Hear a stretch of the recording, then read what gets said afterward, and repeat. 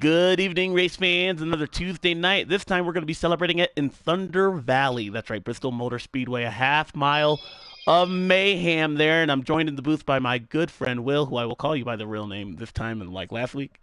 I don't know what I was on last week, and I apologize. But Will, 16 drivers, a half mile racetrack. Tempers are not going to just explode here. They're going to boil over at Bristol. Yeah. We seen last night a little bit of beating and banging going on. For the most part, we was actually caution free.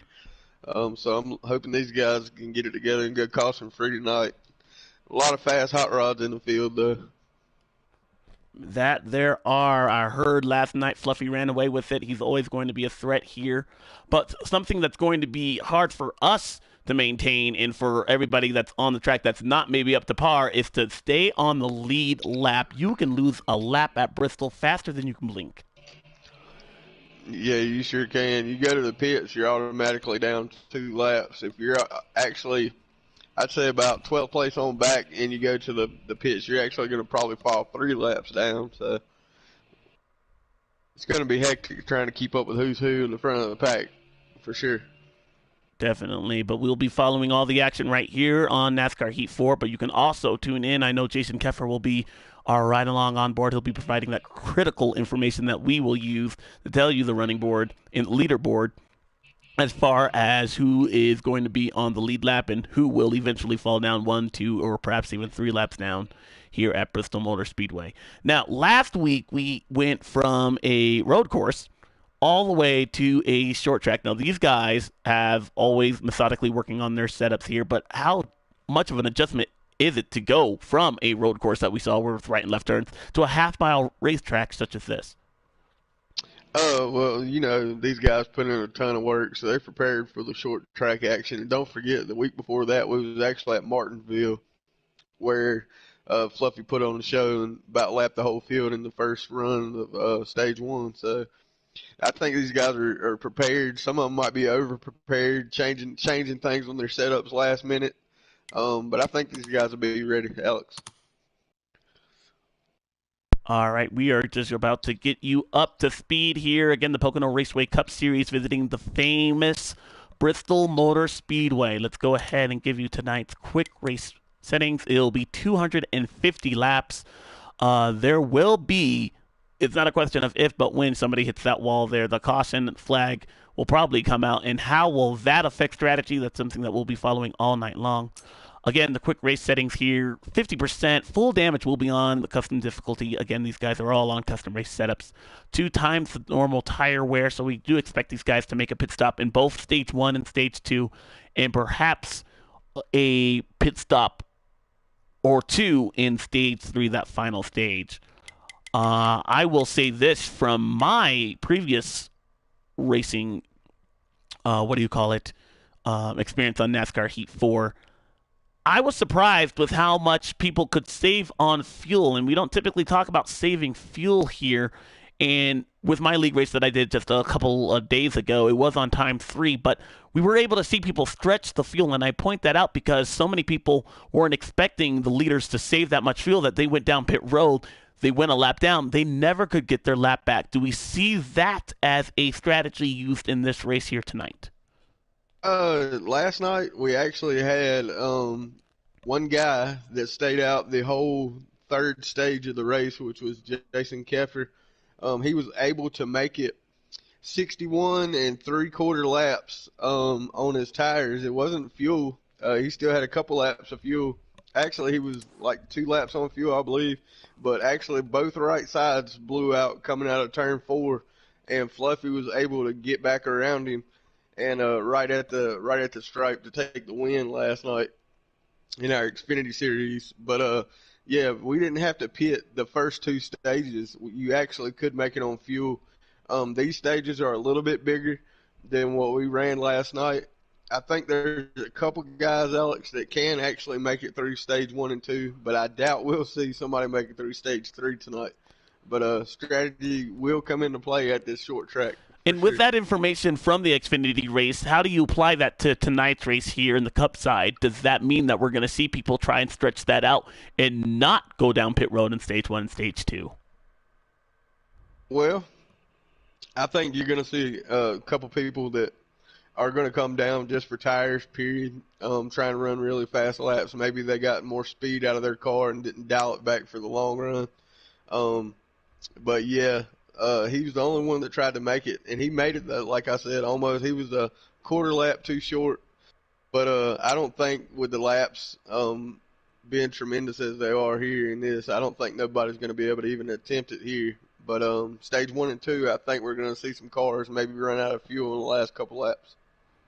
All right, so fuel strategy is something that we're definitely going to be keeping an eye on early at Bristol, considering the ramifications it could have later on in the stage. We're taking a look at some of the top short track, top 5 drivers here to the right side of your screen, and I don't think that's a coincidence that the same top 4 drivers you see in that short track list are the same 4 drivers we will see fighting it out for the Monster Energy Cup Series Championship here in just a couple of days at Homestead Miami Speedway.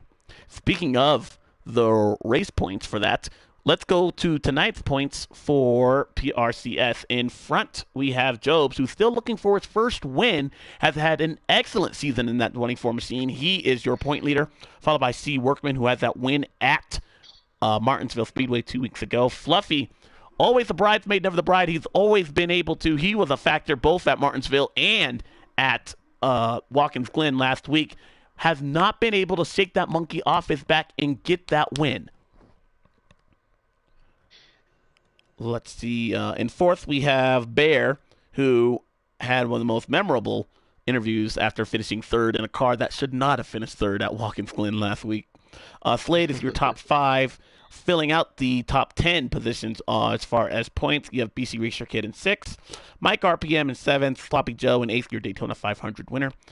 Jay Hyper, the number 2 car, in 9th, and JRM Keffer rounding out your top 10 in points. Just outside of that playoff cutoff line is DWH in that 1 car, Diesel in the 22, Justin Mons, Voltage in the 19 car. Expecting to see some big things out of him. He hasn't made much noise as of late, but Voltage usually a factor toward the end of these short tracks. We'll see if he can put that 19 Toyota Camry in victory lane here today.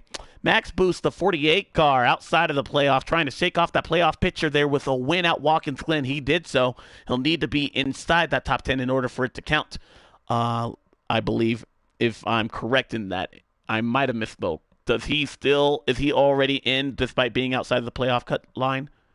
To be honest with you, the points, we thought it was winning you're in last year or winning you advance. I'm not sure if it's winning you're into the playoffs and then when you win you don't advance or so forth. I'm not exactly sure, so I don't want to overspeak that, but I'm not sure on that. I'll have to check with Slade. We will check on that. New World Order in 17th there, followed by the other New World Order. I don't know the difference between those two. Marcus Edub in 19th, Celtics fan, the 11 car in 20th, and rounding out is Galen in that 21st final point position. We are just moments away from going live and a green flag about to be in the air at Bristol Motor Speedway, NASCAR's Thunder Valley. The last great Coliseum. Who will be standing in Gatorade Victory Lane? We are moments away from finding out here.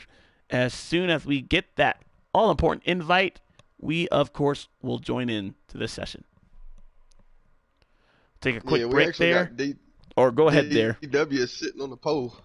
Oh, that's nice. You want me to line up starting order? Yeah, go ahead and write that. Found some speed in the number 1 car. He's got Mike RPM starting on the outside pole. Then you got Jason Keffer in the 88. Starting the inside row 2. Outside is Fluffy in the number 17. See if he can get that thing going. Remember last week, at Martinsville, he had too much speed, so let's see if he toned that back a little bit. You got the 95 on row 3 inside the Bear. Outside is his stepson, the 21 car of Slade Gravett. Then you got Max Boost inside row 4. Outside is the number 8 of Sloppy Joe. I do believe Sloppy's in that car. I thought he might have been in 31, but he may be in the 8. Then you got Jay Hyper. Then Workman's in the 3. Then you have Jobs. Then outside of row 6, you have J Mons in the number 9. The 11 car is Celtics fan, the 22. is Diesel. Oh, actually, the 24 is Job's. The 9 beside that is actually the number 19 of Voltage. Then you have Celtics, Diesel, and then you have J-Mons. Outside of him, you'll have Marcus E-Dub. And then starting behind these guys in the number 4 car is actually BC Racer Kid, our returning champion from last year. Then beside him in the 20 car, we have New World Order. I think that would be number 2. Then the 12 car is Big D Destroyer. And then New World, the original New World. And then the 13, I believe that's normally Galen, but he hadn't been here in a while. That may be the Pat's Ace ride. And that is some breaking news just into our studio there. Pat's Ace returning for the first time since the Daytona 500. What do we expect to see out of that car today? Well, last night he actually was his returning race in the Xfinity Series. He had a late race mishap that sent him down pit road, but he was coming. He had a great long run car. First race back, he had some fire under him. Hoping to see more of that today. Alrighty. Well, I'm not quite sure of the holdup here. Hopefully, we're getting right soon. But I I've run out of things to try and talk about, so I'm gonna take a quick You break want to take there. my lap? I will take a maybe a virtual lap here real quick, but actually I'm gonna take a quick break and just get some water. I had to rush home. Traffic was not kind. But we should be bringing you guys the green flag here in just a couple moments, so bear with us as we will take a quick commercial break. Enjoy the sights and sounds of NASCAR Heat 4.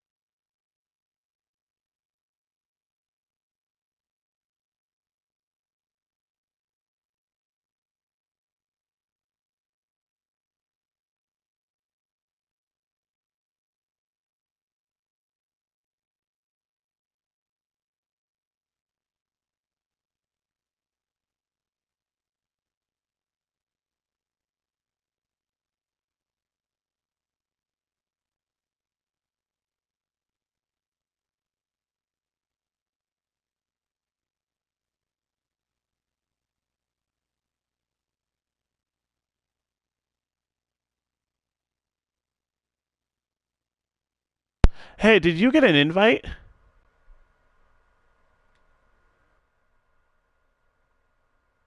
I never saw my invite either. Let's see.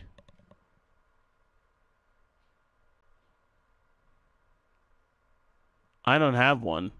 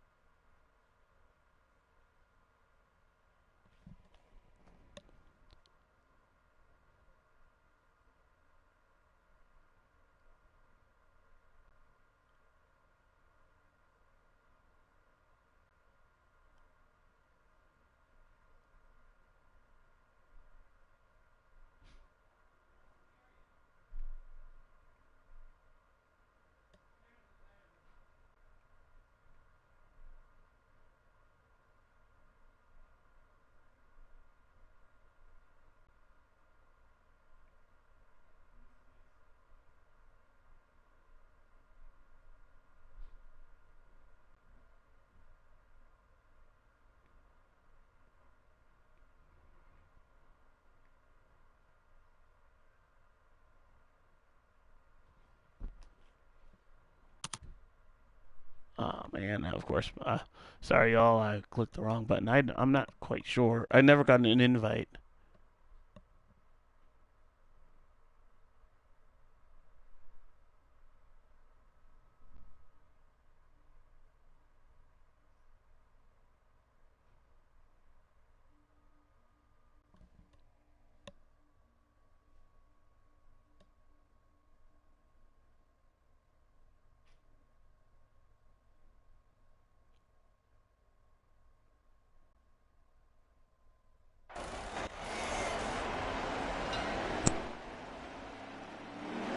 Yeah, I didn't see no invites either. I never got an invite. That's weird.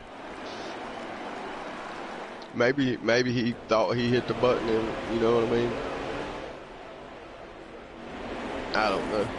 Maybe they got lost in transit if me or you, either one, didn't get one. That's what suspect, because we neither one got one. All right, now, dig. Well, guys, after some technical difficulties, we are still bringing you the, what's the name of this race? Smoky Mountain 500 at Bristol Motor Speedway. So it'll be the night race. Great Coliseum here. As we're going to re-rack the field, those guys were already on lap 15, but we had an incident where the invites didn't come through, so I guess we're going to re-rack the field and give them those 15 free laps if they're going to go back at it.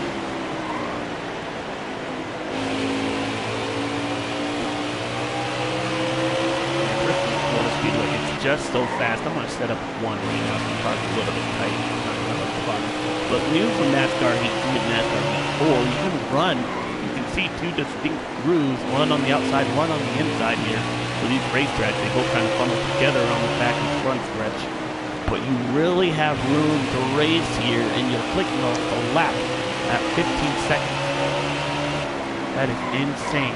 Speeds will never go above about 100 and, I believe, 40 miles an hour here.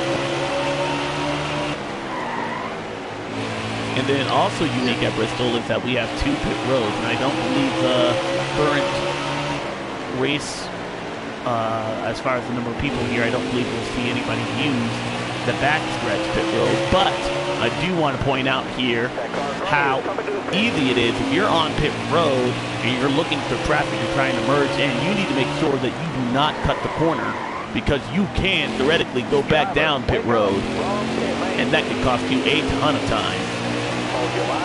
Yeah, you always want to pay attention to where the flag stands at, because it can, where you're clicking off, 15-second laps, that, you can get complacent on the track and lose which back stretch or which front stretch. You always look for the flag stand. If you do stop on the back and try to go to the wrong, there we go. We got it. I got that one now.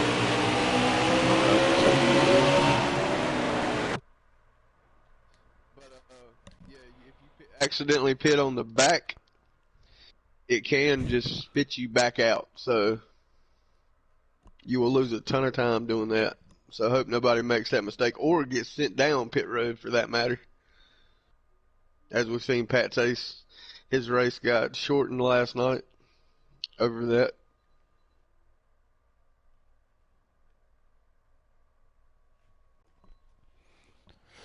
All right. Beating and banging short track style, the second one in 3 weeks. We are about to go 250 laps around Bristol Motor Speedway. Growing up, this is one of my favorite racetracks. I considered it to be one that you just couldn't miss on the schedule. I loved tuning in and seeing what Bristol Motor Speedway was going to be like. And at the time, my favorite driver, Kurt Busch, he won his first ever race there back in 2002. Still, very much a factor when it comes to Bristol Motor Speedway. I think the guys are going to get lined up here. They might take maybe 1 or 2 laps because 20 cars. They're going to take 2.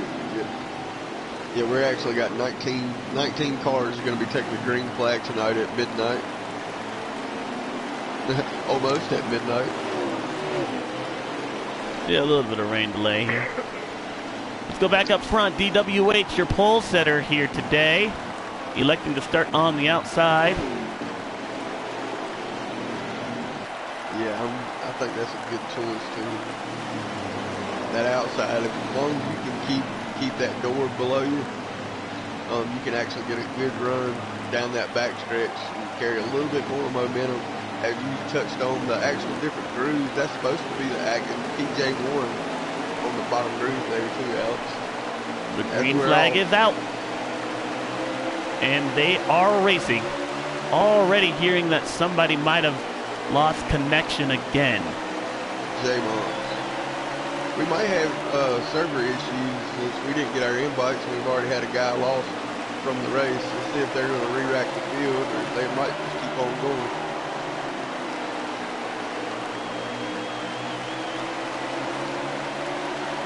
If that is the case, DW that is is actually got him a pretty good car tonight. He's trying to stretch the legs out on that #1 Chevrolet.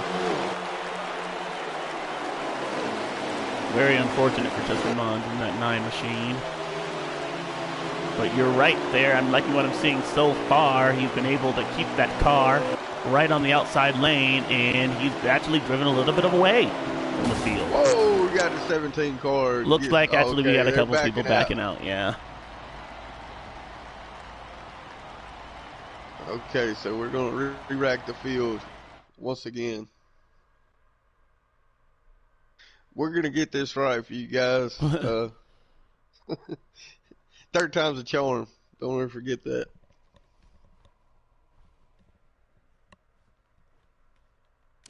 But what I was speaking about earlier, we might have server issues tonight, considering that we didn't get our invites, and then, you know, we lost a driver early in the laps there.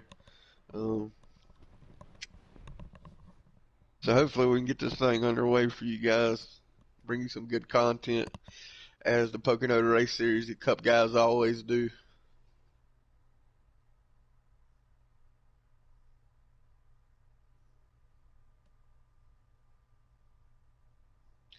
And we do have a decent field tonight as well. Yeah, 20 people at the, in a race. That is quite the race.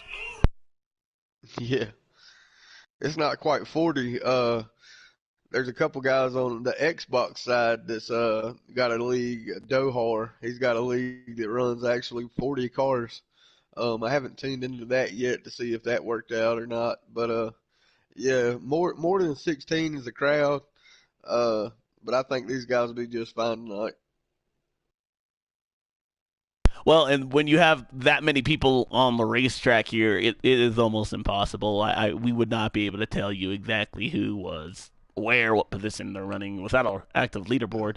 But that kind of, I would love. It sounds great on paper and in theory, but in real life, I just don't see 40 guys being able to maybe conquer a place such as Bristol Motor Speedway without endless yellow flags. Yeah.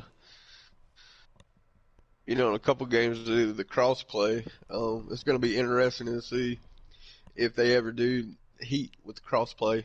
It's going to be interesting to play with guys off other systems, off the Xboxes, intermingle with all the leagues and all the action going on. That's when it's going to get serious, Alex. Woo. Well, third time's a charm, man. 30 minutes late, but we're trying. Yeah, actually, just got my invite. Yes, Did you get yours? There's mine, yes. Okay. Well, let's try it again, guys. Stack them deep and pay them cheap. Okay. I'm getting in the track now, Alex. I'm going to make sure I have Jason on my live stream right now. Yeah, and he's starting. He found some speed out of that 88 Chevrolet. Starting close to the front there.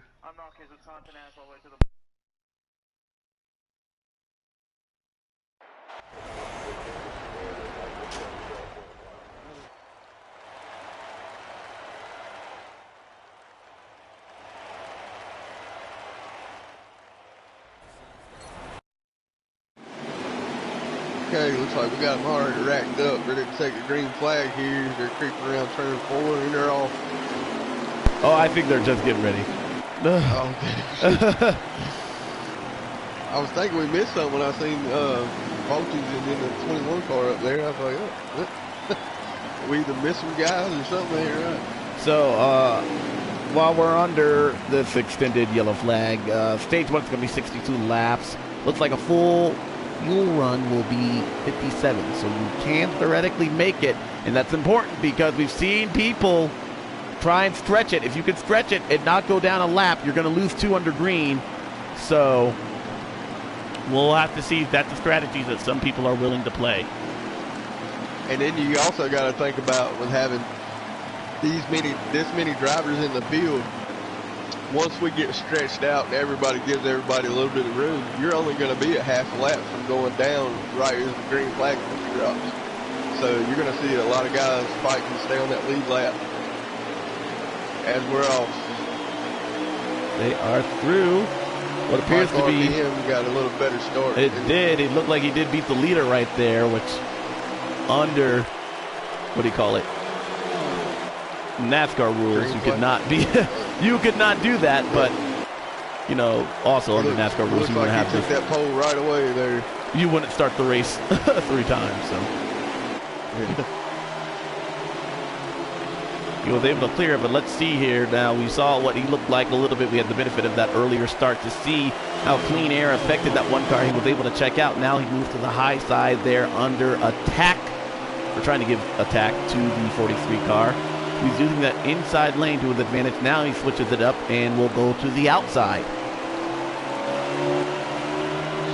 Yeah, I'm going to go a little deeper down in the field here and keep my eye on these guys back here. Got some guys running some cool paint schemes tonight, man. The 3 car looks real sharp. Yeah, and I'm seeing that 17 car we're riding on board with Fluffy, that Darrell Walter paint scheme. I do know that NASCAR Heat 4, they just released a lot of downloadable content that the you at home can use on your console. So pretty cool to see that this Darrell Walter paint scheme come to life. I will definitely be using that here in one of my offline gaming modes here soon. And there's a couple of guys that's running patriotics paint schemes tonight, like on the number 9 of J-Mons for Veterans Day, which was yesterday. I want to give that moment to thank our veterans. They are the reason why we are able to do exactly what we love to do, and that is watch some great racing, all in a great country, all in the comfort and security of our own homes. So thank you, veterans there. I wish everyone a very happy Veterans Day. It happened this past weekend. Looks like the front 5 were trying to check out there, and everyone using that outside lane, to their advantage. Not seeing anybody really use the bottom lane there. Do you see that come to use perhaps later in the stage? It all depends on what they got them set up as. I've seen a lot of guys practicing on that bottom line, but they kept pushing up through, so you're going to see a lot of rim riding going on today. But you'll see a couple guys that nick the wall, get a little bit of damage, because of course we are running 3 times wear, 50% race, 3 times wear with damage. So you're going to see a couple of those guys skip it off the wall, and then they're going to pull it down and maybe not get so close to that thing up there.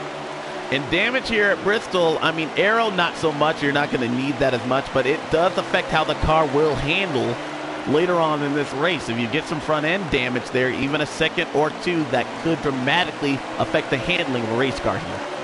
Not to mention it prolongs the pit stop, and pit stops are already hectic where you're going to go 2 laps down. You're just pulling off, taking a regular 4-tire, 2.5 can fuel stop. So yeah, every little second counts. Oh, as we see Slade skipping off the wall. Yep, in the 43 car. The leader just hit the wall right there, and he's going to lose not 1 but 2 positions. DWH to the top of the leaderboard. 95 Rivera going to follow along. They were able to use that inside line to their advantage when the 43 had trouble and bounced it off the outside wall last lap in turn number 2. Handling could very well be a factor right now with time 3 tire wear. Yeah, and you see now we've got the 19 of Voltage actually ducking down on that bottom line, making a charge. As we got Workman trying to get around the number 2 of Hyper. Now those guys are starting to use that bottom line a little bit, get down there that traction compound, that PJ1. Oh, contact and in the wall goes the 8 car. A couple of cars involved right there in turn number 2. 22 spinning. Oh, 24 is around. Jobs, our point leader, around. Does that trigger the yellow? No. And that was a concern heading into this race here. If you have early trouble you're not only going to go a lap down, but the damage to fix your machine can cost you considerably later on in this race. Yeah, Both our last night point we had leader and the 20 car involved in a crash.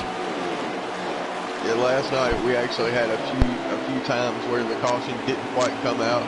We had a caution-free race, so yeah, that was hectic. And that is big here. We got the big crash. We got the 11 Celtics fan. He crashed. We got the 4 BC Racer kid actually got sent down pit road. Yellow flag is out. And we were riding along board with the 22 car, who should be the first car one lap down because of that. And that's good news, because these guys will be saved from having the race basically ending very early on here at Bristol. Yeah, you hate to see it, man. I'm glad the caution finally come out. I wish it would have come out as soon as the other guys got wrapped up in it. That was a wreck that just kept on wrecking. Things happen so fast here at Bristol Motor Speedway here, where if trouble breaks out, you might not have any time to react. Looks like everyone's really going to be on pit road and taking advantage of it. This will take out strategy as far as being able to pit on stage 1. Everyone should be able to make it from here. EWH and the 43 car are able to get some track position as the rest of the field follows suit behind them. We are back to racing here at Bristol. Oh, we already got them 3 wide in the back. We got them checked up. Looks like most of them inside of the stand back there. 36 laps to go at the stripe. They are 3 wide. And that's a common theme too. You got one guy that, I mean, you may check up, but then you got 7, 8 others coming right behind you within a tenth that maybe they didn't see it as quick, or maybe their reflexes doesn't react quite that fast, and you'll see a pile up really, really quick. A lot of guys are going to get ran over tonight. A lot of tempers are going to be flaring before the end of this 250 lap race. Talk about the advantage of using the inside line versus the outside line there, and how you're going to try and set up to make a pass for somebody there, Will. Well, you want to carry the momentum off the top and just send it down at the bottom. You're hoping when you do that the guy on the top actually won't pinch you down. But when he pinches you down, you could have a reaction to come off, not check up, and just come off and door and send him into the wall. But yeah, it's really hard. It actually is like a grinder on your tires. You're probably losing extra 2%, 3% a lap being down on the bottom side, getting around this track. So there's really no advantage to it. It's basically keeping your momentum up. You seen Slade last night. He stayed in the top 3 the whole night just by using the top. Not that he had one of the fast 3 cars out there, but he just kept his momentum up. Nobody couldn't get around him. So. And trying to pass here could be just as frustrating as being caught up in another person's mess here at Bristol. You were almost so clear, maybe have half a car length there. Ooh, 18 car bounced it into the wall. The 6 car, wow, drove all the way to the bottom of the racetrack to avoid that. Kept his spot back in line. And this, to me, kind of reminds me of the old Bristol, a couple of years before they repaved this racetrack, and I believe back in 2009. You had the single file racing, but it was on the bottom of the racetrack. Now we have it at the top. Yep. Like I said, it's back to the momentum game. If we got the 95 getting up on the back bumper of that number 1 car, and he's going to duck it down low. Now we get to see how this pass works out here. You see how that momentum carries across the top. Oh, he gets into the side of the 1 car, sends him up the track. Yeah, he did. Bear muscled his way. That's casual contact here at Bristol, but we do expect pushing coming to shove. Can the 95 clear? No. The 1 car stays right on that right side quarter panel. That momentum, as he touches it into the wall. Bears actually slams that door coming off. He actually, we'll see the 17 car try to do the same thing to the wall here. New leader, the 95 car, who we know all so well. That's a familiar sight here at Bristol until about 10 laps to go when he got passed by Denny Hamlin. Matt Benedetto driving that race car here in the night race back in 2019. That was a great race. He kind of felt for it. That was kind of the home favorite. Had just been announced that we didn't know where he was going for the 2020 season there, and he was looking to give Levine Family Racing their first win. Just came up that short. if I'm not mistaken, I think the Bear in the 95 car, I believe he won Bristol or he ran up front and lost it at the very end of the race. Now we see he's no stranger to the front of the pack here at Bristol Motor Speedway. One car under attack right now from the 17 car, who's also using that bottom line to his advantage, and he will take second place away from DWH, move Fluffy up a position, and now the one car who needs to minimize the bleeding right here, under attack from the 43 of Mike RPM. Yeah, and you notice the 43 car, he's not content in riding in fourth place as he's trying to get DW loose coming up through the corner there. DW looks a little loose in the middle of the turn. Ooh, who got loose right there was the 95 there out of screen. There's still that little segment of the racetrack there out of 2 and out of 4 that you hit it just right, it can really send the car flying out of shape down the back or front stretch. Yeah, once you get them out of shape, you better get control of that thing very quick because it can't get away from you and cause it to stack up. 19 laps to go here in stage 1 this time by. He got to the lead, but he's not running away from these guys, as these guys are still pretty tight up here in the top 6. Fluffy ducks down to the bottom, see if he can get a run, see if he can come around that 95 car for the lead. These guys, they're pretty fast, and not only are they fast, they're driving away from the rest of the field.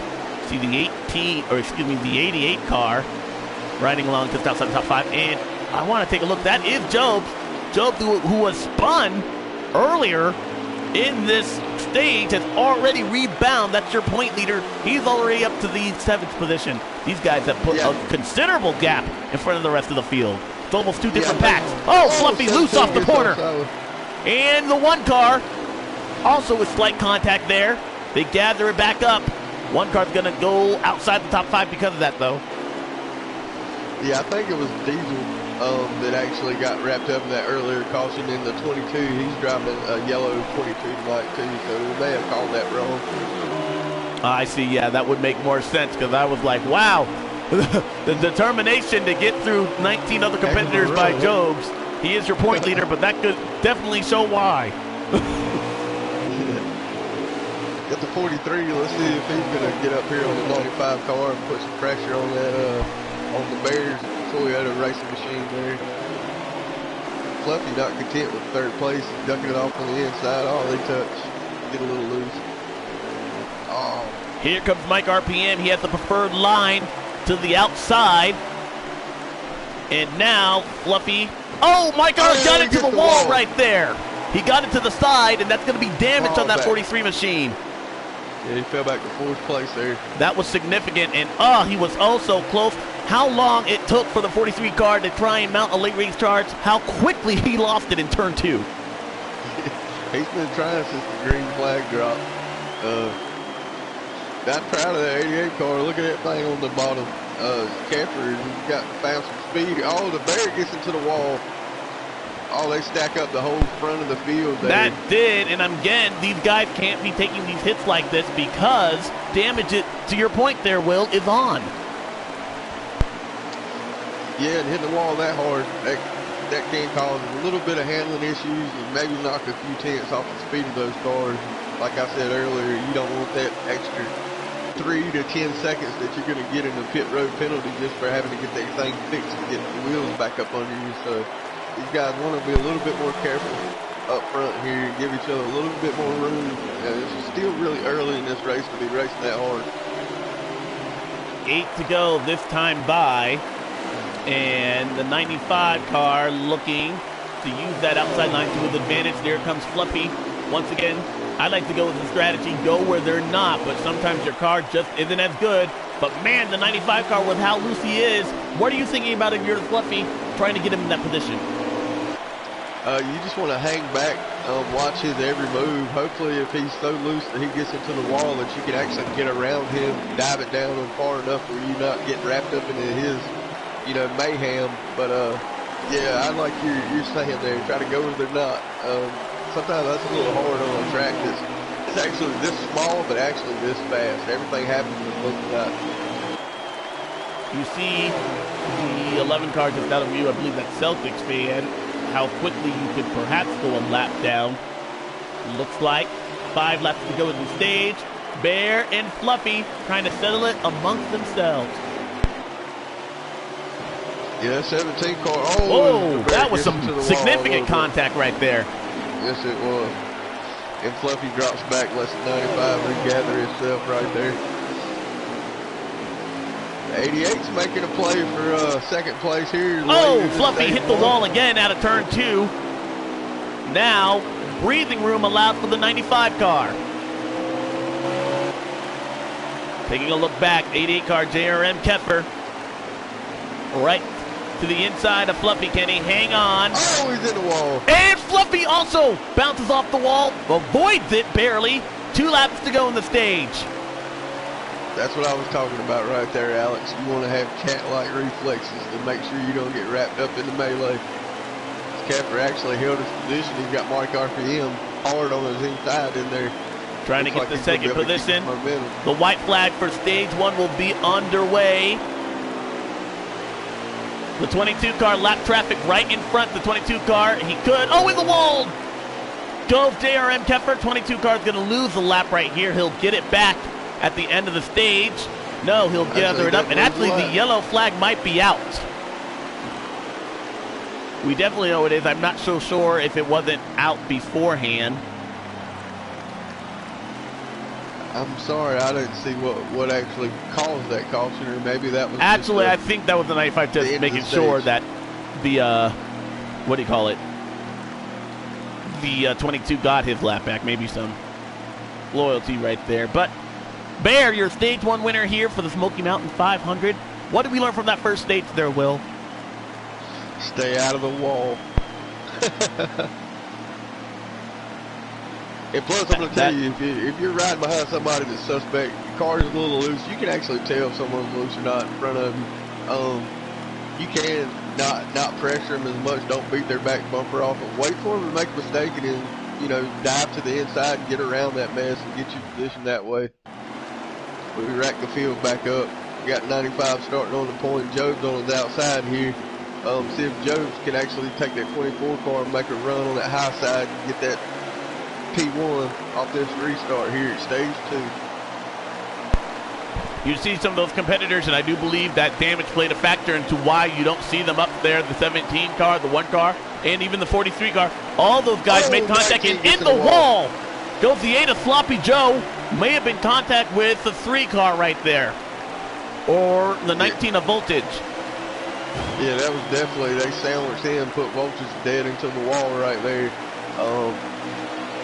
I hate to think his nerves. I thought these guys would be settled down right here at stage 2. Voltage, he's got a fast hot rod too tonight. Last night he put on a pretty good show for the first half of the race. He was up front.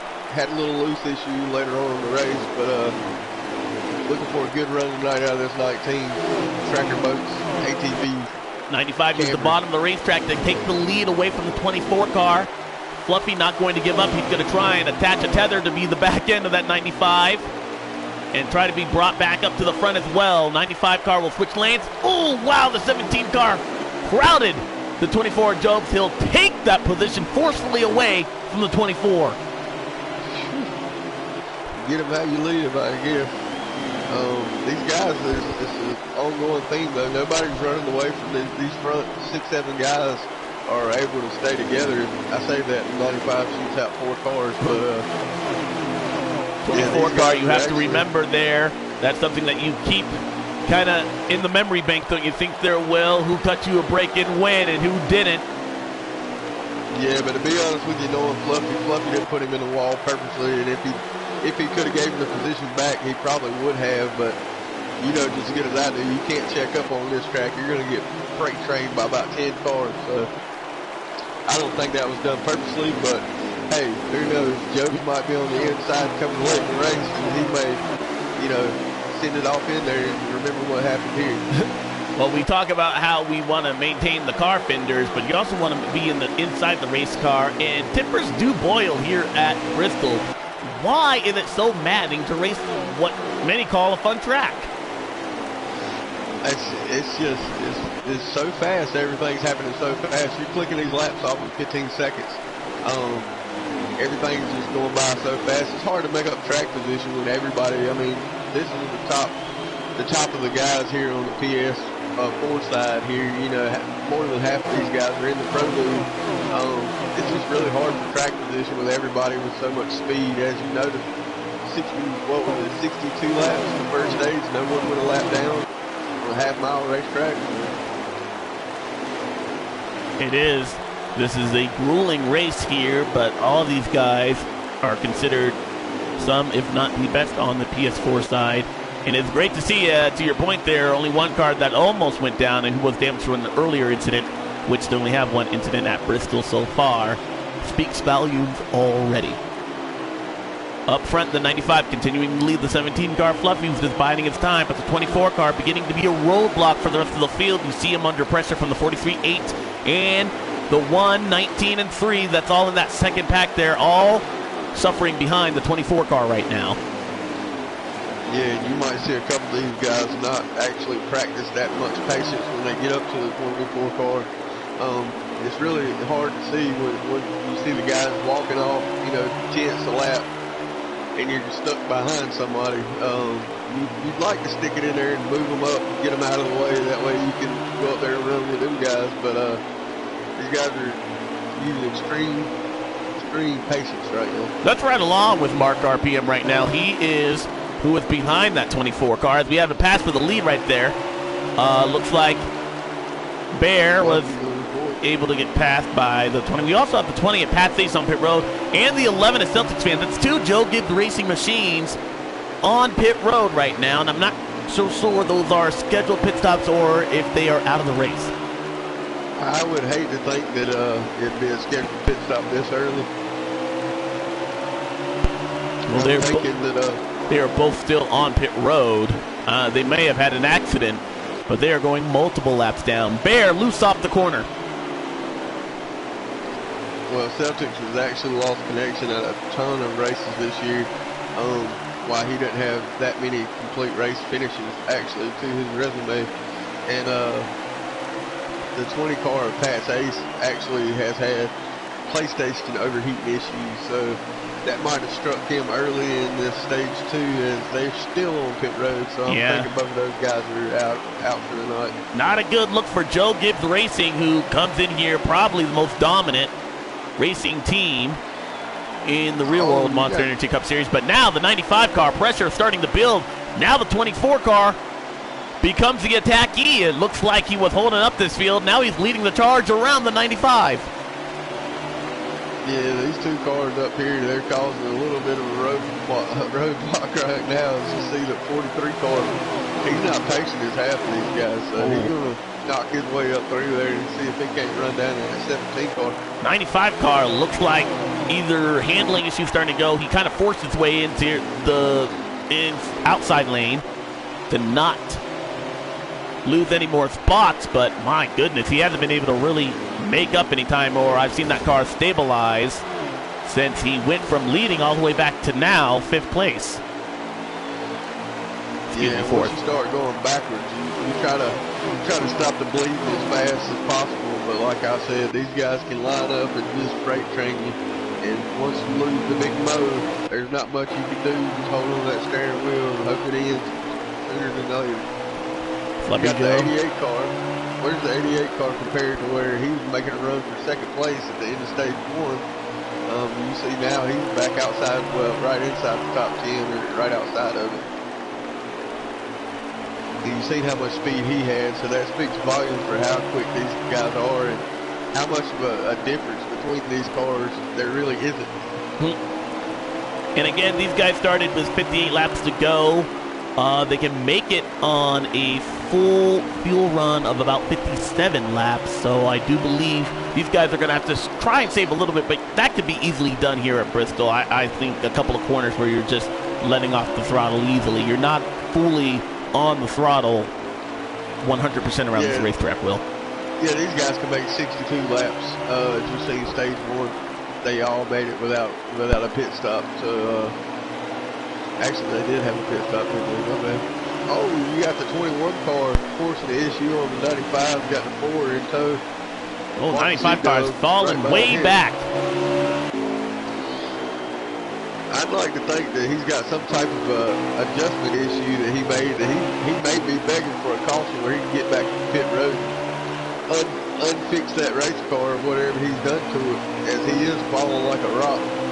Yeah, he's falling into the clutch of the BC Racer kid who's running along inside the top 10. I believe this is the battle for 8th. As we see the 95 car, he was leading this race, now fighting to stay inside the top 10. There comes BC Racer Kid taking a look underneath, trying to clear him off the corner. He'll have the preferred groove and move BC Racer Kid in front of Bear. Bear, the bleeding continues in turn 1. Yeah, you see the 88 car. Oh, he's back across the track. He's spinning. He has placed another competitor into the wall. That was the 12 of Big D Destroyer. You got a 22 down the apron. Diesel. 88 out. Oh, we might have a caution here, guys. And we collected the 95 got loose. Big got crash. Collected the rest of the field and back behind him. No, the yellow flag did not go out. So not only, oh, this is disastrous. Still spinning. Yes, oh, that is bad luck. This is terrible. You see the 95 car, which actually caused that accident. Not on purpose, but he caused it. Keffer actually wrecked behind him. And they've already made a complete lap back around before Keffer could actually get that thing fired back up and get it headed back in the right direction. You hate to see it out of the 88, who showed tons of speed and longevity out of his car earlier in stage 1. Justin Mons is on pit roads. He's going to try and fix that damage he sustained earlier. Diesel has not, so, and I don't mean to cut you off right there, Will, but this, as you're saying, that is very important because not only he needs to stop the bleeding, he needs to stop it now. He's only gone 1 lap. You can still save yourself from later in this run, but as the stage goes on and the race goes on, those opportunities where you can get a lap back are fewer and fewer. So I think he needs to stay on the racetrack right here. I think he has to ride around with that damage. Yeah, I think he does. He needs to at least be the first car, at least, you know, a lap down where he can get the lucky dog. You really hate to see it, especially this early in the race. You know, one car gets out. That's how quick it happens. One car gets sideways, gets a little bit out of shape. Guys check up. Some guys don't check up. Next thing you know, you got 4 cars parked in the infield. No caution come out. We seen that last night as well. I hate to think that this is real life and no caution come out. Yeah. There's some fired up competitors out there. So right now, JRM Keffer, he's the only car 1 lap down. His teammate Justin Mons in that 9 machine. Wow, they were really loose. You see Justin Mons in the 95 make contact right there. But he, the 88 rides around, just the only car 1 lap down in the 17th position. So let's see if we can find back our leader now. And this also puts us at a disadvantage in the fact that we need to do some quick math, because with the race lap info shown on his screen, he will be shown 1 lap behind the expected event. So once you cross the stripe, if you're familiar with NASCAR Heat Free, it'll give you that race length info. When you're a lap down, it does not take into account the lap that the leader is on. So you might have 19 laps to go, but in reality, you have 18 laps as the leader is ahead of you, if that makes sense. Yeah, and our next car up to go a lap down will be our winner last week, Max Boost, who actually stretched out the last run on fuel and got his Watkins Glen road course win last week.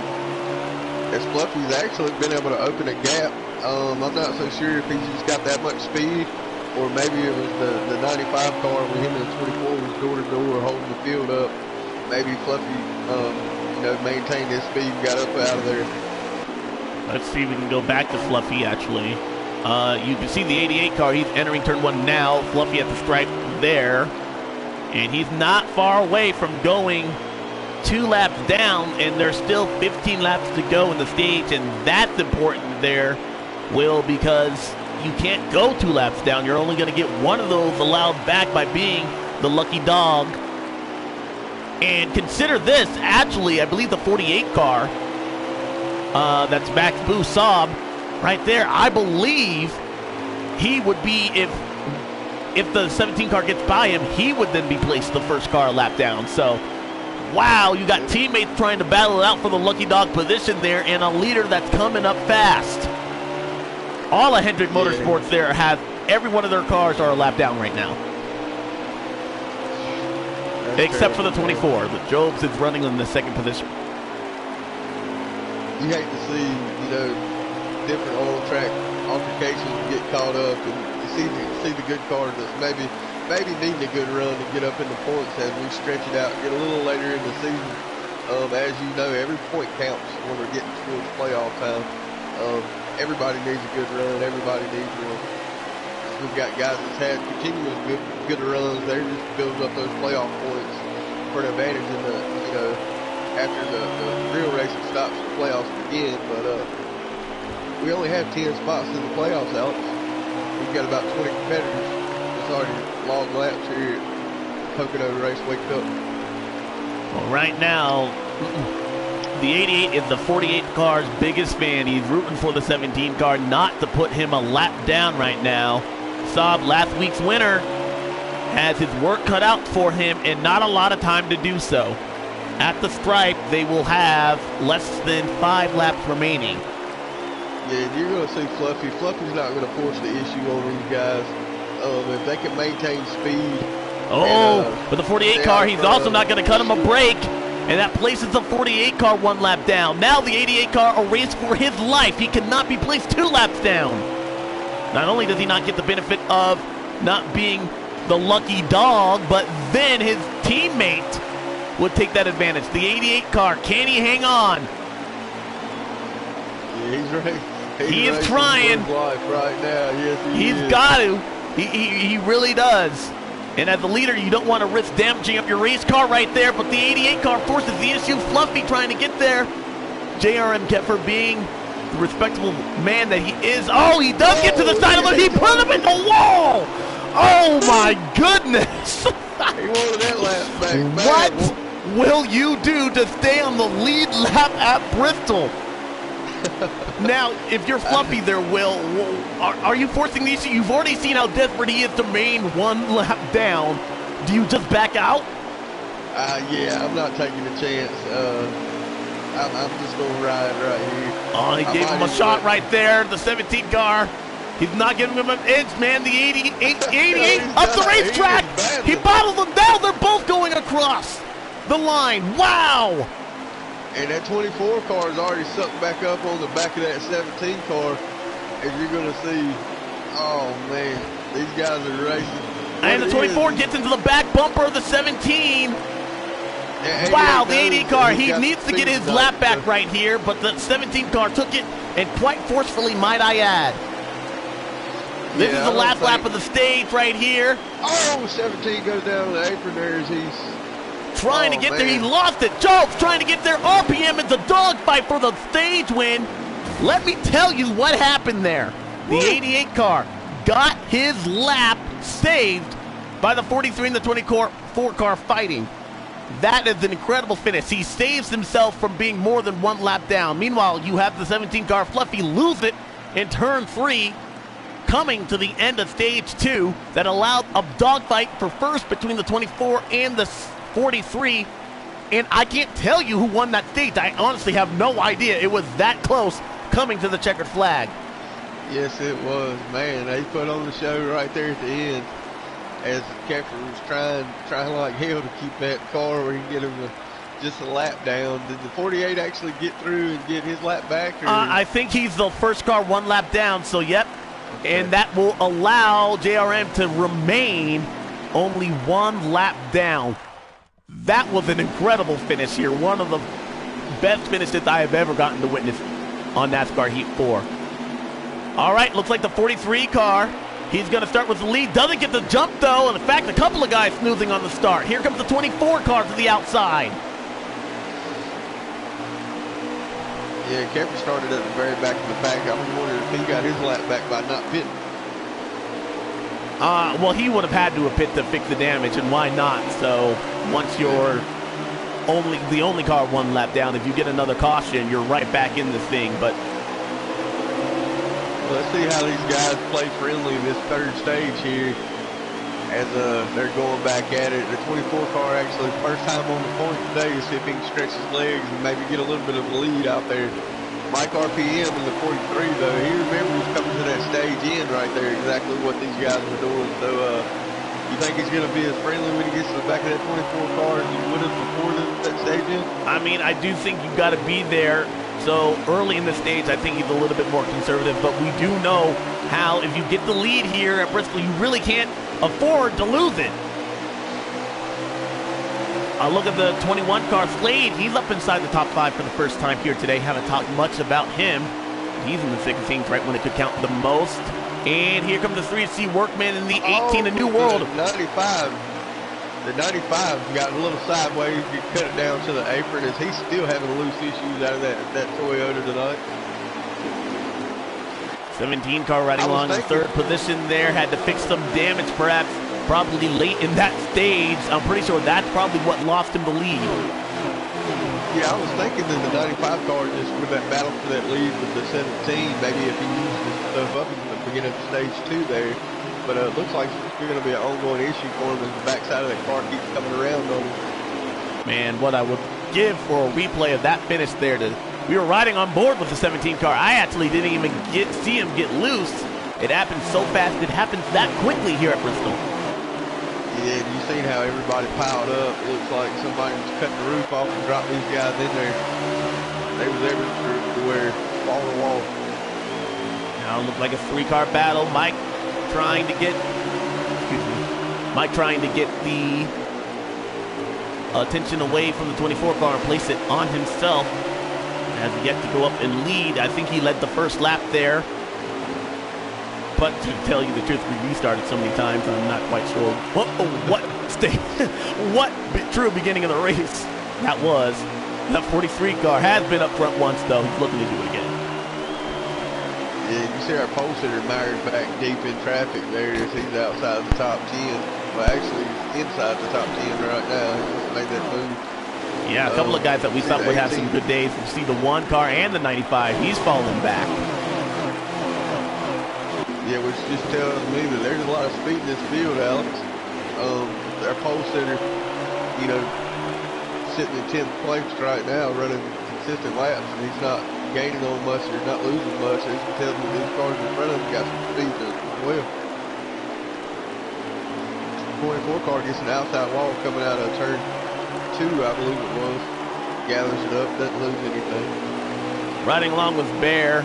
And if you want to go on the onboard there, Will, we can really try and see how he attacks this racetrack, exactly where he enters, and what might be the problem on this race car. Oh, maybe that's the 8 car. Sloppy Joe got into the wall in front of him. That's always going to be an issue. And that's what you see. Oh, now he muscles the 12 car, who I don't think was very happy about that. They're not going to deal Tempers with that. flaring here at Bristol, man. The 24 car cut down, 17 goes out high outside for the race lead there. But yeah, they're not gonna keep playing with that 8 car. If he keeps roughing a couple people up like that, you know, you can't be out here. You can't be a ricocheted bullet, just, you know, riding around with your eyes closed. You got to be mindful of where you're at. You know, this positioning early in stage 3, it's not worth all this, you know, rough driving. They're going to get you back for sure. Seeing now that battle heating up here for mid-pack. Let's see if we can ride on board. I'm telling you, Alex, this is exactly what these guys didn't want to see. They didn't want to see that 17 out in front with fresh air. As you see Mike RPM back in 3rd and Joe's in the 2nd spot in the 24 car. They're battling it out, and that 17 is stretching his legs, man. That's the last thing they want to see, that 17 get out front. We did not catch gets to the wall. That pass for the lead there, but the 17 guy, he was riding along in 3rd. We last saw him. He's been able to get around both to get the lead. And I'm with you there. Now, if you're Joe, perhaps you're not as fast as the 24 car. Do you do everything in your power to maintain your position to minimize your bleeding to the leader? Or do you think the 43 car, you let him go and try and tether along with them to try and get back up there? Well, the way the 43 car is beating down his back bumper, he's definitely got a little more speed than the 24 car. 3rd place is, you know, is a decent finish. I would let him go and see if he can't get up there and run some of his equipment out. Maybe he'll come back down to you during, you know, at the end of the run here. But I would definitely, he's showing a little bit more speed than the 24 car as of right now. Yeah, but just not enough to get around that 24 car without muscling him out of the way. Slade in the 21 car and the 3 car of Workman. Workman goes down to the apron. Those guys are battling it out right there. Pretty good run out of that 21 machine. There are battles. It's never just riding around at Bristol. There are battles literally all over this racetrack here for every position. These guys are fighting from the drop of the green flag to the end at the checkered flag, and even after. Yeah, it's definitely it's more of a WWF match than anything. 17 car looks like he's getting a little bit loose coming off the turns here. I don't know if he's dialed it back a couple notches and trying to save his, his equipment, or maybe the 43 and the 24 might be. I mean, you might not think they can draft, but you can cause a little bit of an air disturbance. They might be able to catch that 17 if they know to tell like that. This battle is definitely getting bloody between the 21 and the 3 car. C. Workman is working over the 21 of Slade, trying to use that inside line to his advantage. My goodness, the 21 car just tough enough to maintain his space. Now the 3 car has to protect himself from going into the clutches of the 6 of Marcus Edub. And Edub is having a pretty good night here inside the top 10. Yeah, and I've seen a couple laps. That 3 car don't mind putting a fender on that quarter panel back there. So that 21 car better find a little bit of momentum and get away from him, or he might end up behind that number 3 car. Oh, sideways in contact between Marcus Edub and the 6 car. Edub trying to get through. He does, and Workman will now lose the position. He falls back in front of BC Racer Kid. And the 19 of Voltage, who hasn't made much noise here today. He in the 95 car looks like handling might be a little bit better than what we saw earlier in the stage there, Will. Well, he hasn't hit pit road since he was bad loose, so maybe he's just changed up his line. The 19 car ducks down on the inside there. I don't know if he was like he got bumper hooked. Coming to pit road, or he got bumper hooked right there. I don't know from another competitor, but that sent him, or that, or he got really loose off the corner. We've seen that all day long. Take a look at some of these battles. In the back, you see Diesel. Diesel has had a lot of stuff happen to him early in this race, and he is still on the lead lap. Yeah, Diesel is another one of our Pro League drivers here at midnight. And Sloppy Joe way off the corner, gathers it up. He's going to lose 4, even 5 positions because of that move right there. JRM Kemper back across the track. He's spinning. JRM Kemper with a full 180-degree spin. Make it a 360. No, he's still spun. This is exactly what he did not want to have happen, and now he's gone 2 laps down. Yeah, my like goodness. The 88 and the 8 got into each other. It looked like the 8 was trying to compress the bleed a little bit, and maybe got into the 88, sent him around. He fought so hard for so long, and to have it end like that, it's not over, but it just got a lot tougher for the 88 team. And you see how much speed he actually had too, so that's why he was driving that way. It's terrible to have a good car and get wrapped up in so much on-track activity that you're not expecting, but just because I do, anything can happen, especially in short track racing. Tempers boiling, these guys racing week in, week out with each other, so. Wow. And just looking at the replay of that move there, I did see the 88 car. He had that issue that began all the way at the prior turn, ended with the 88 car with an innocent victim minding his own business, spun later on that same lap. So, and it happens that fast here at Bristol, which makes it so annoying here, where you have to make those split-second decisions, or a mistake that you might get away with at a 1.5-mile track, even a 2-mile racetrack. It's compounded by you just don't have that time to react here at Bristol. Yeah, everything happens so fast, Alex, that everything's a blur. You just grab hold of the steering wheel, push that gas pedal as hard as you can, close your eyes, and wish for the best. Take a look here. He's opened up a little stretch of a lead here. He's got about a straightaway in between him and the 24 car that's been able to hold tight in that second spot. He's been a bridesmaid a ton this year. That's our points leader. but he has yet to put that 24 machine in the winner's circle. Marcus Edub with an issue on the front stretch right there. Getting it back up to speed. He lost a couple of positions as we ride along with Big D Destroyer off the racing surface as well. He gathers it back up. Penske Racing here. Jay Hyper, who's behind these two that are battling up front, not having the type of day they wanted here at Bristol here, and that's a team that has dominated as of late in the real world. Who? Oh, the 8 car puts a block on the 24 cars. He got into the wall. We got the 43 moves over to second spot now. Wow, Sloppy Joe and Joe. Oh, big contact between the 21. Major nose damage on the 21 because of that. I'm telling you, that was a big hit. That's going to hurt him when it comes to his green flag pit stop here. Boy, these chats are going to be blazing tonight when this one's over tonight, Alex. That's for sure. Sloppy Joe has gone definitely one lap down now, and that means JRM Kepper's issues get worse. He will not benefit from a Lucky Dog award. And it all began with that 8 car. Oh, Marcus Edub pounds the wall in turn 2. Yeah, the 24 car, too. That's going to be some major damage on that machine. I'm not so sure what... That 8 car looks like he's...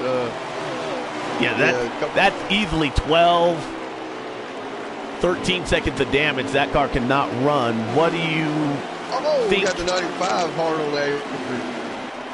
Man, we mentioned how fast it happens here at Bristol. Now the 95 car with damage.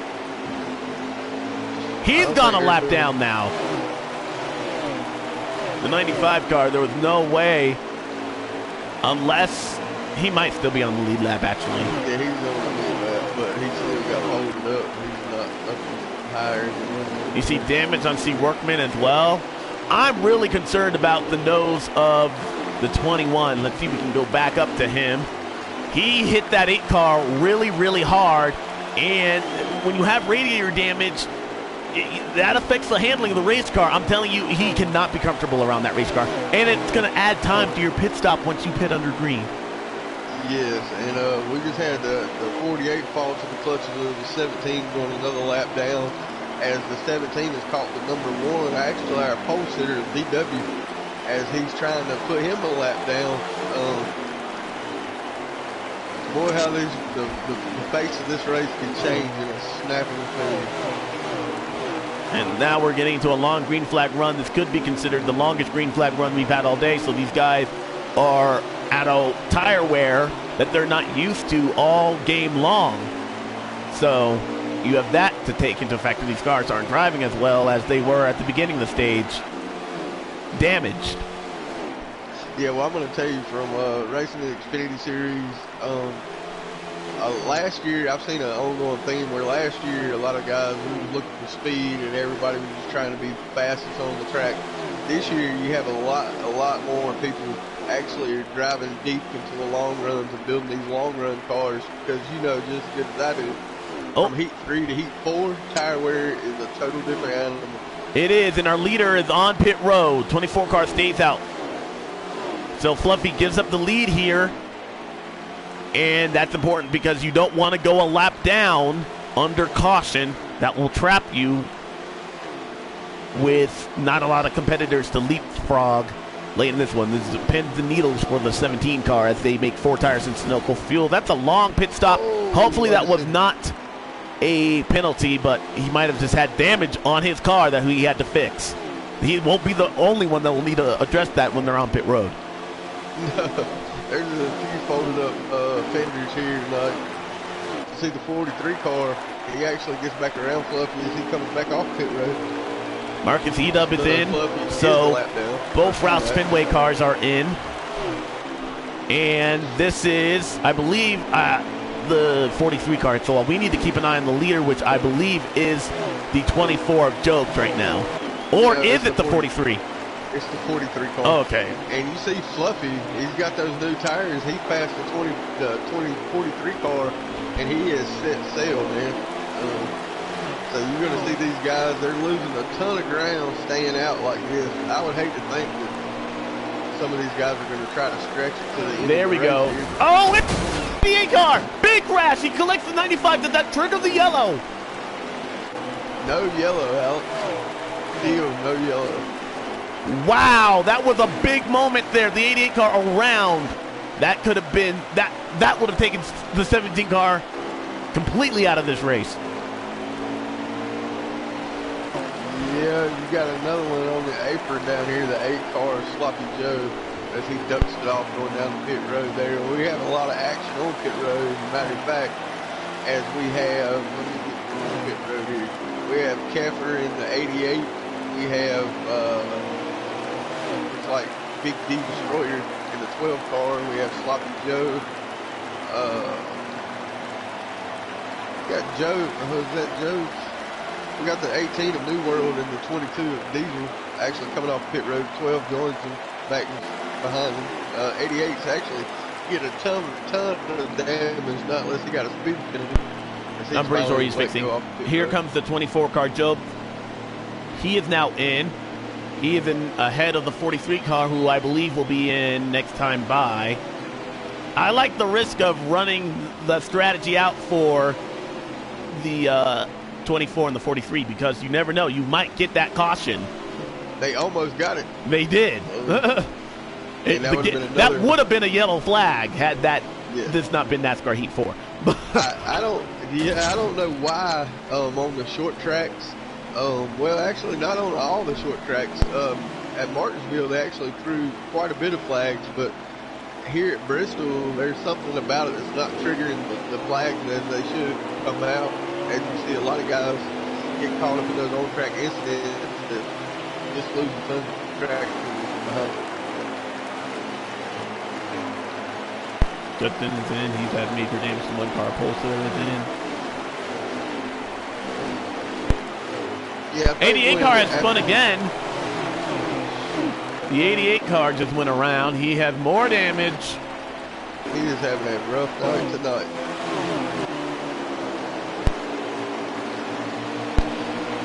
They might rethink that 20 competitors on the field deal. You remember last year we ran 14 to 16 at max. These guys have handled some big fields, so I don't think that's the issue tonight. I just think it's a lot more of the no caution coming out, and a lot more people are racing hot-headed and not checking up as need be. So I do believe right now, I think the 43 car is actually your leader. He did pit in front of the 24, so the 17 car flood, he lost some time there. I don't know exactly how, if he got caught up in something or maybe a really conservative pit stop, or was he fixing damage from an earlier issue, but that sent him kind of behind the 43 and the 22, or excuse me, 24. Yeah, I think the 22 car, actually the 19 car, he was actually on the lead lap. I think he's in second place right now.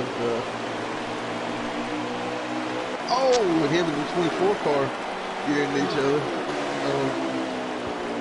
No harm, no foul. Both of them gathered up, keep on coming. Oh, this is where I'm kind of on pins and needles, and hopefully we can still keep track. What we believe right now, following what we know, the 43 car and the 24, they were behind the 17 car when he pitted.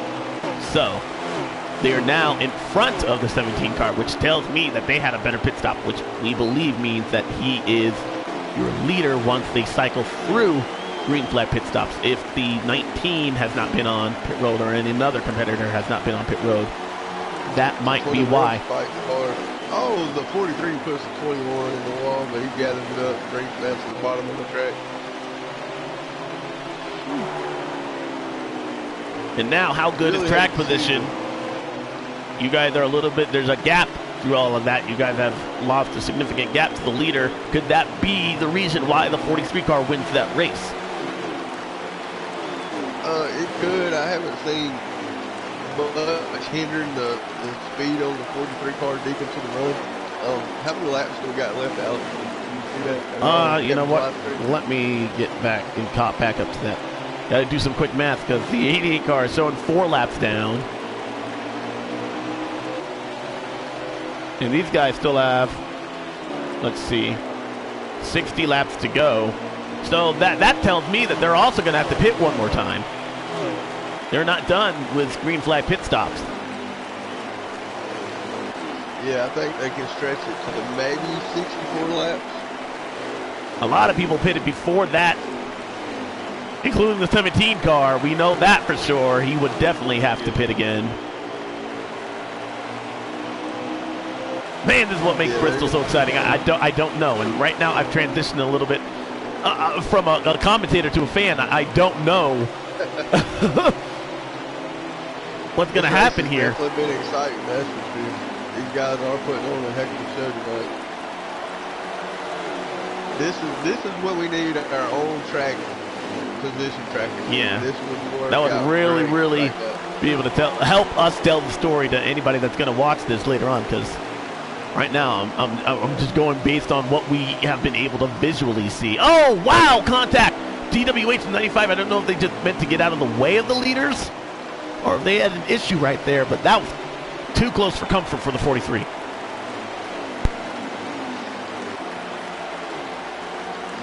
Marcus E-Dub, I think he's a lap down right now behind the leaders. As the leaders actually coming up on, is that the 3 of the work? No, that's the 95. So is the 95 the leader?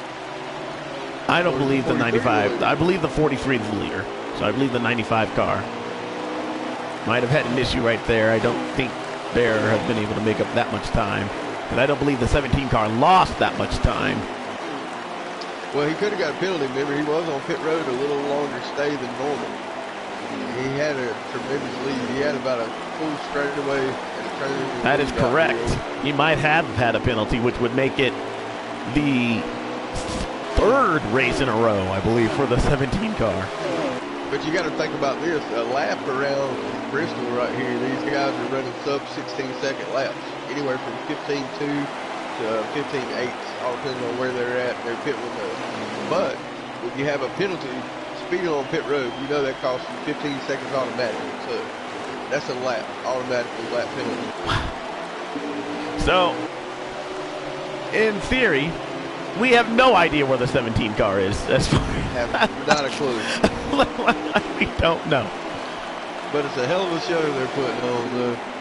This is not my best work. I'm just going to say that right now, and I say that because it happened. I had real genuine fears of commentating here at Bristol because I knew the strategy would be off the charts. I knew I would not be able to keep up with how many people had damage versus how many people don't versus how many people didn't speed versus how many. It happened so fast. Marcus E-Dub rides the wall in turn number 1. Oh, spinning! Big D Destroyer. Right in front. Again, yeah. They're going to have to fix that caution issue here at Bristol.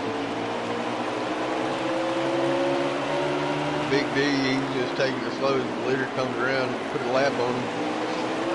He did it the right thing, though. He stayed at the bottom, just rode around, didn't shoot back up on the track, didn't cause no more issues. Yeah, he's got big damage. In fact, he's going down pit road right now. That's not such a bad issue. We do know that these guys, we suspect these guys are going to have to pit one more time, so why not try and make up as much time as you can, as cleanly as you can, if you're going to be losing time on pit road. Yeah, I still think that we're going to have 1 or 2 guys that maybe flew up under the radar tonight that maybe he's going to try to stretch it for this last run here, Alex. We may have a surprise winner that sticks up here and grabs this win. Somebody's going to try to stay out for this long last run here. Yeah, I'm trying to remember who pitted last. That's a great point. That is an excellent point because the 24 and the 43, we both know they pitted later than the 17 car, but how much later? I don't think it was significant enough time to be one of those guys. Yeah, this is definitely going to be interesting. I hope we can actually follow the winner of this race. 8 car sloppy Joe, we know he started kind of the troubles of the 88 and has not been able to rebound since.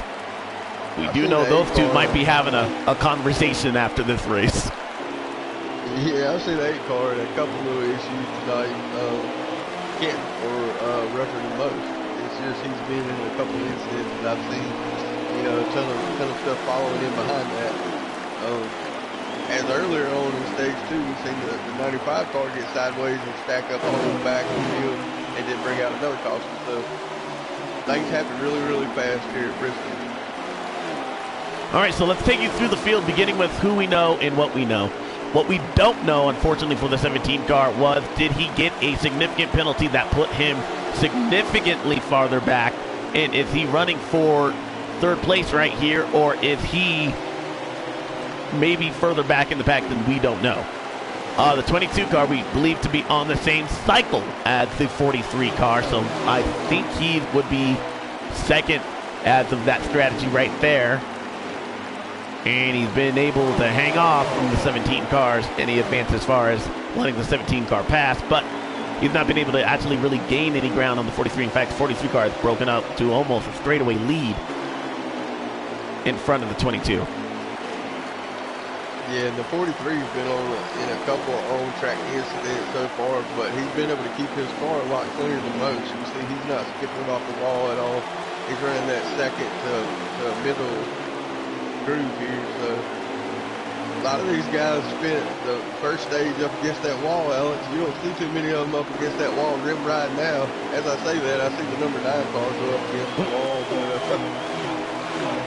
Oh, look at the side of the 43 car. He is used up the right side of that wall. I don't know if that just damage from what he sustained earlier in this race and it's fixed on his car, but it is beat up. He has used the right side of that car. That is a Bristol car, and that's your possible leader.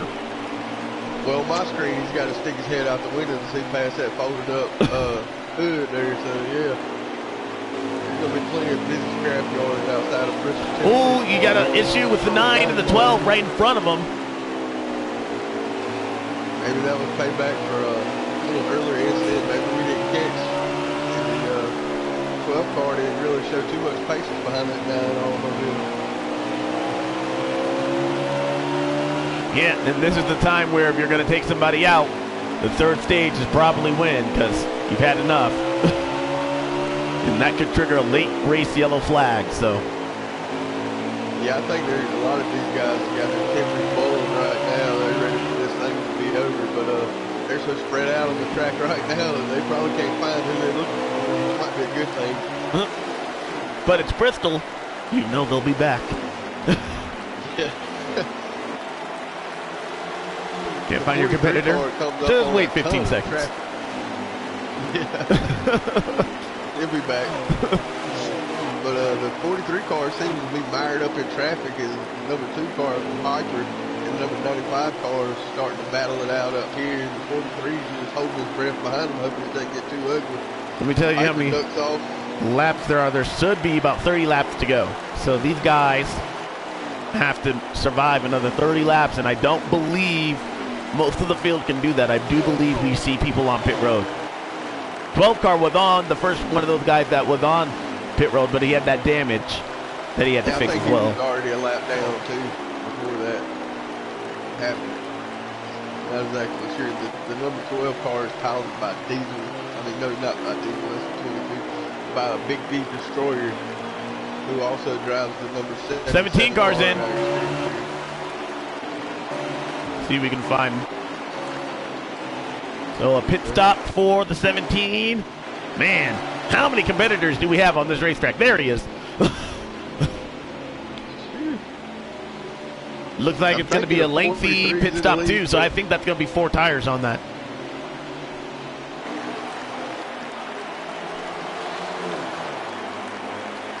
I don't know, man. I'm thinking that the 95 is the leader right now. The 95 and 43.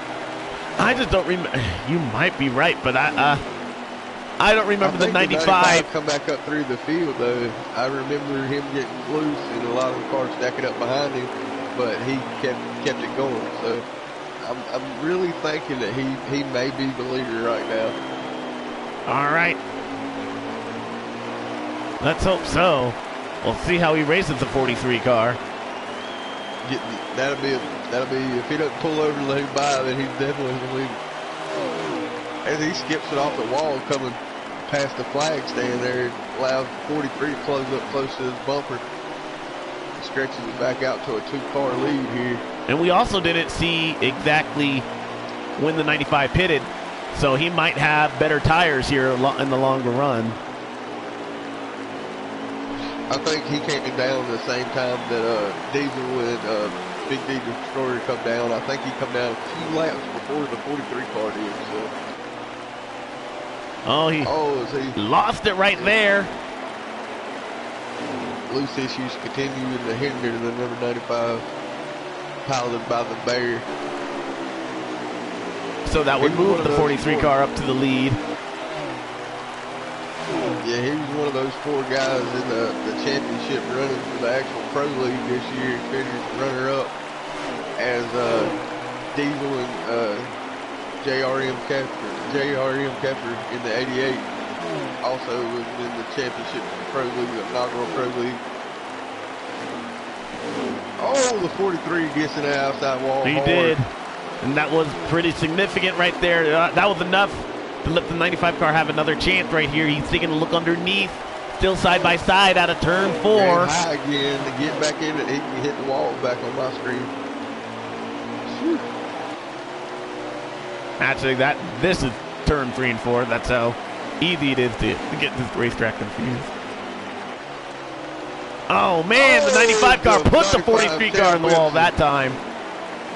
He tail whipped him, put him back on the porch. The 43 car looks to be slow after that damage right there. Hopefully it didn't hurt him too much. We have to battle for this lead right here. I'm thinking that Hyper is the number 2 car. He may be in 3rd place. I remember, no, the 2 car, that Penske was way back. I don't think he made up that. I believe he's a lap down. Justin is back on pit road. Yeah, the way that car's handling, I'm sorry. I don't think that is in 3rd. I think that's the 24. But I don't know where Jobs is now. Actually, he's way back. He's almost half a lap behind these guys. 18 cars going to let these guys race it. A yellow. It almost looks like we're at a caution. We are.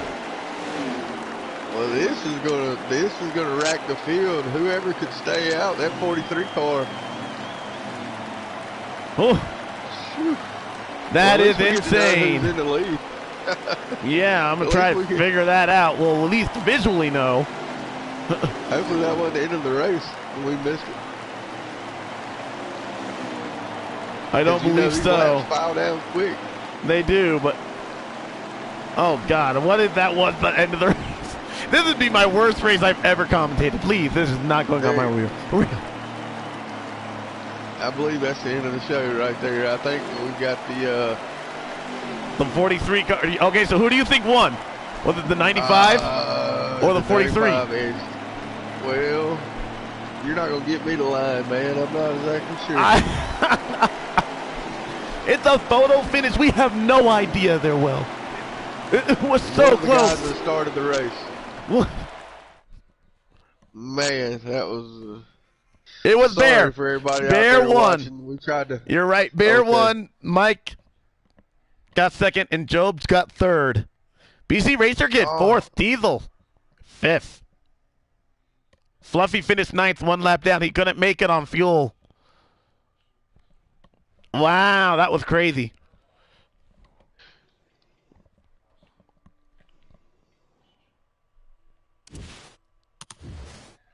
All right, sorry for everybody that's tuning in out there. That was not our best work. We apologize, but I will still give the call. Snookering us all there was Bear. He went from the front of the pack to the back, and he was able to drive his way through the front through all of that. So congratulations, Bear, man. He turned a really bad adjustment into a really good adjustment and won this race. Yeah, and you seen he was wrecked loose earlier on in the show, so what a comeback, because we got Bear actually winning the race. We got Jobs bringing it home in 2nd, BC Racer Kid, our returning champion from our inaugural season here at Midnight, bringing it home in third. So let me get these guys in here.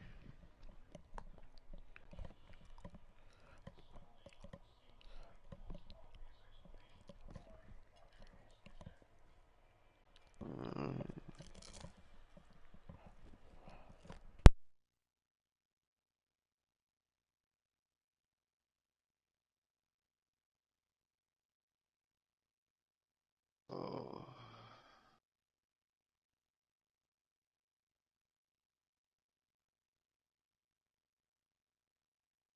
Trying to get to the bear now. All right.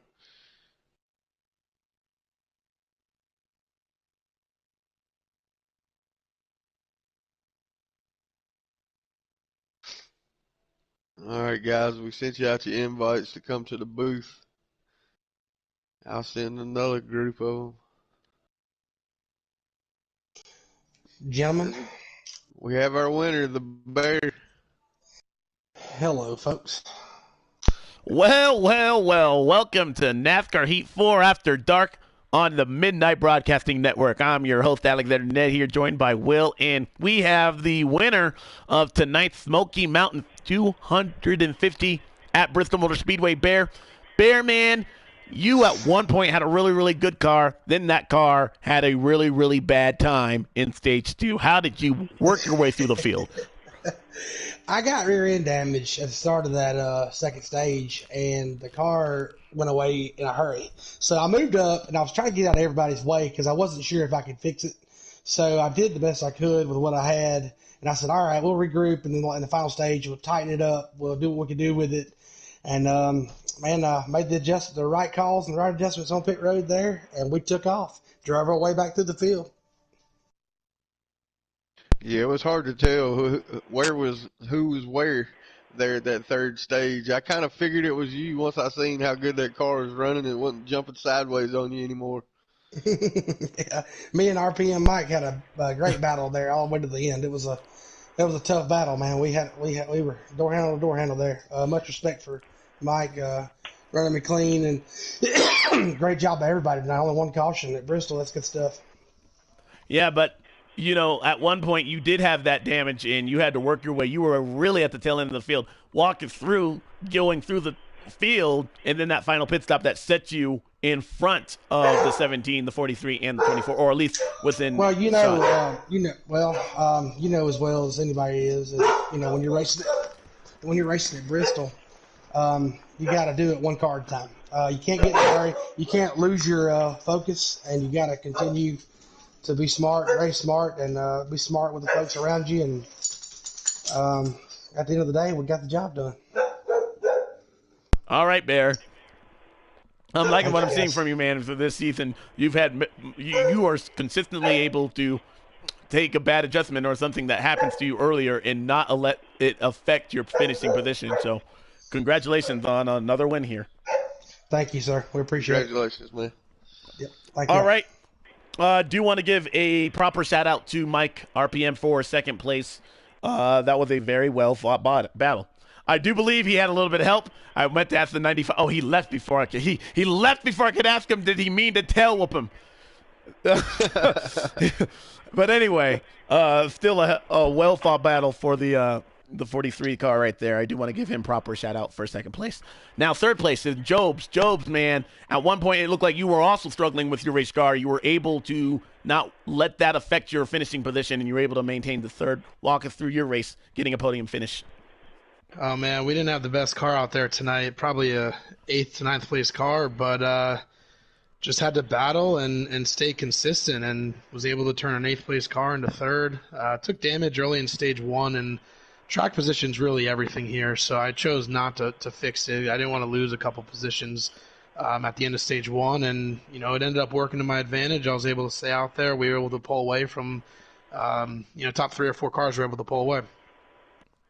Awesome. How nerve-wracking is it watching other people's battles around the racetrack and then hoping you're not caught up in it if things go wrong? I gotta say, the lap down cars gave a lot of respect tonight. To have only one caution in 250 laps is incredible.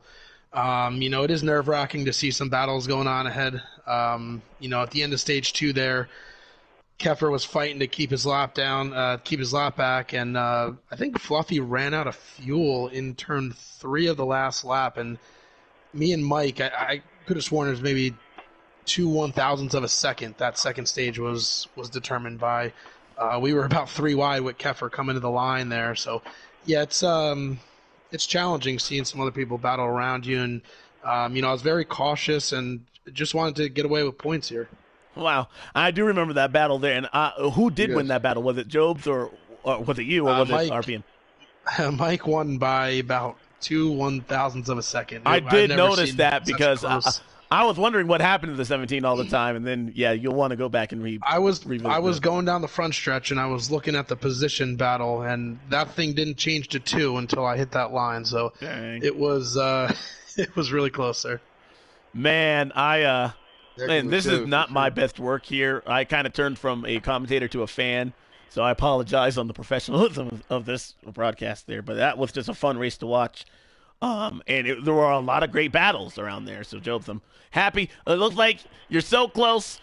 One of these days, I'm going to be talking to you first, man. I can feel it, and you are continuing to be the point leader there. The first win is right around the corner.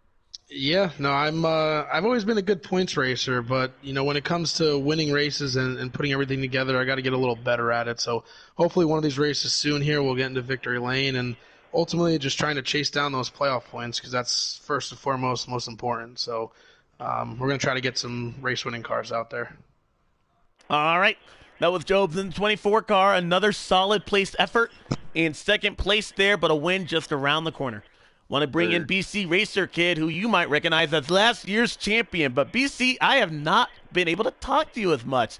This has been a great day for you. I know NASCAR Heat 4, there's a lot of challenges from NASCAR Heat 3, but walk us through your great day here at Bristol. Oh, it's been a depressing season so far, to be honest. I'm sorry. I want it to be as gingerly as possible. I agree with you. It's been bad. Tonight is the first night I have finished inside. Well, I think I finished 10th at Martinsville. But besides that, that's my best finish since my win at Atlanta. Oh, wow. Yeah. Tonight I felt like I had a top 5 car, but qualifying, I didn't have enough laps after I pitted to go ahead and take low fuel, and I just started in the back. And after you try to get back there, and then you try to get to the front, and my car was so tight on fresh tires, you just couldn't pass on the bottom. But we looked out there. I felt I had a top 5 car, especially when the run got laid in. So I worked my way up all the way through. The first stage, I had some troubles there. I got caught up in some messes, people wrecking in front of me, and got some damage there. But then the second stage, I started to work my way up, and then that last stage, it really came in, and I got up there, and then the strategy came to play. I got a few more spots after that, but. All right. Did you that second stage, or excuse me, that final stage, when you guys were about to pit, did you wait specifically? Did you know that you needed to make it, or did you feel that some people kind of jumped the gun and didn't think about their fuel strategy? Well, there was a few, like Voltage pitted the lap before me. I was going to pit with them, but then I thought more about it. I might better stay out one more lap. I actually ran out on that lap right before I pitted, and I just putted around the track to go ahead and make it into the pit road. Because Bristol, you can make a whole lap with the car sputtering. Yeah. I debated like Fluffy. Fluffy made it a 2-stop race. I was going to do that, but I'm glad I didn't now because I didn't realize everybody could make it. I saved 4 laps that last run. Wow. Man, there were just so many crazy battles and crazy things going on in that race, man. I love Bristol. Oh. I hate broadcasting it because I can't control. Everything's guessing, but that was fun. Oh, yeah. That was a really good run for the win right there with Bear and Mike. Yeah, that was a heck of a show they put on coming on. That was a heck of a stage 2 finish, too. I don't know how far back you was. Maybe you didn't get to catch that, but those guys were 4 wide going across the stripe for that stage in, too. So. Yeah, that's what they were saying. I didn't see it. I was probably, I think I finished 8th in stage 2 or something. Do you think this momentum off of coming out of Bristol is going to spark that 4 car back to more victory lanes and more top fives coming up this season? I sure hope so. I was excited for Vegas. I thought I was going to do really good, and I thought I had a good setup, and as soon as it got in the draft, it just wore tires off terrible, and I had so much trouble. But Kentucky is usually a good track for me, so. Good deal, man. All right. Congratulations on your top Glad to five. be talking to you for the first time here in a while there. Myth talking to the champ. Having a great day here at Bristol. Thank you, guys. Good talking to you guys, too. All right, man. You have a good one. Thank you for broadcasting. No problem. All right, Will, it was an exciting race, man. And next week it begins again. I believe we're going to Kentucky. Yes, sir. We're going to the Bluegrass State. All right. Well, congratulations is in order for the 95 Bear. Once again, proving why you can never count him out. Great race there. Great day of racing and one, one caution. That is a lot to brag about. Yeah, there was a couple more incidents that maybe the caution should have flew. Maybe wouldn't have had so many cars lapped down, wouldn't have so much, traffic for these guys to go through. We may have been able to keep up with the lead a little bit better if that would have happened. But maybe in Heat 5 we'll get that. All right. Well, from all of us here for the Midnight Broadcasting Network, I want to thank Pocono Raceway, Slade again for organizing this. Everyone at midnight, and of course NASCAR 84 for allowing us to do this. This has been great. Will, always great calling a race with you, and we look forward to having you guys join us in Kentucky, the Bluegrass State, where we're going 1.5-mile track racing, seeing who can conquer those green walls around that beautiful racetrack. From all of us at Midnight Broadcasting Network, so long. You're listening to the Pocono Raceway Cup Series on NH4.